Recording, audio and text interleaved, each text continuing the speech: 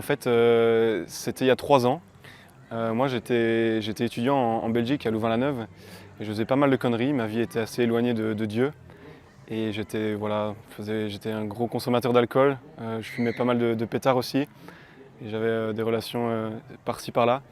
Et j'étais profondément malheureux, mais je m'en rendais pas compte. Alors j'ai continué pendant longtemps, plusieurs mois, plusieurs années, à m'enfoncer là-dedans, en pensant que c'était une joie, que c'était ça qui allait me rendre heureux. Mais pas du tout. Et j'ai touché le fond pendant longtemps.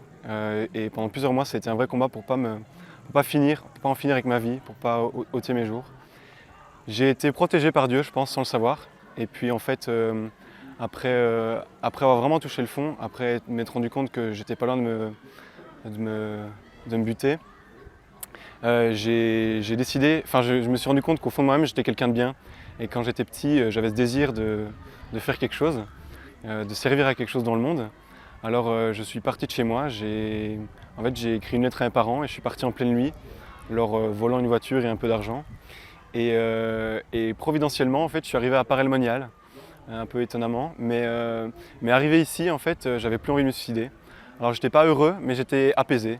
Et donc j'ai voulu comprendre, je suis resté ici sans mon téléphone, j'avais plus rien, plus aucun contact avec personne.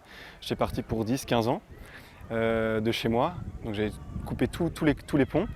Mais arrivé ici, sachant que voilà, il y avait quelque chose de différent, j'ai approfondi. Et puis j'ai en fait eu la grande chance de rencontrer une sœur consacrée qui a directement senti qu'il y avait quelque chose qui n'allait pas avec moi. Elle ne savait pas quoi. Donc elle m'a invité à venir manger le soir. Moi je me suis laissé un peu faire.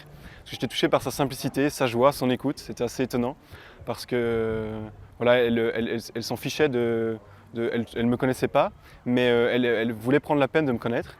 Alors je suis allé manger avec elle un morceau, on allait boire un verre. Et en fait, au fur et à mesure de la discussion, j'ai commencé à tout lui raconter, tout ce qui me pesait, tout ce qui était lourd, tout ce qui n'est pas facile.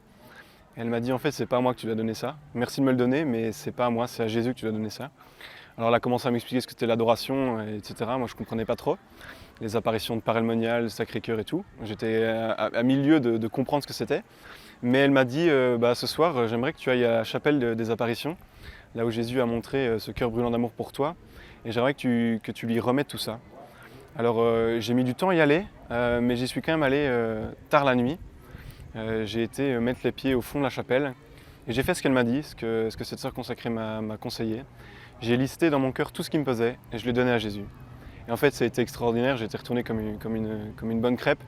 Je me suis senti aimé profondément, appelé par mon prénom et Dieu s'en foutait complètement de ce que j'avais fait. Il m'aimait pour ce que j'étais. Ça a bouleversé ma vie. À ce moment-là, j'ai instantanément dit oui. Oui, je ne sais pas qui tu es, je ne sais pas ce que c'est, mais oui, c'est ça que je veux pour toute ma vie. Et puis en fait, voilà, je l'ai accepté.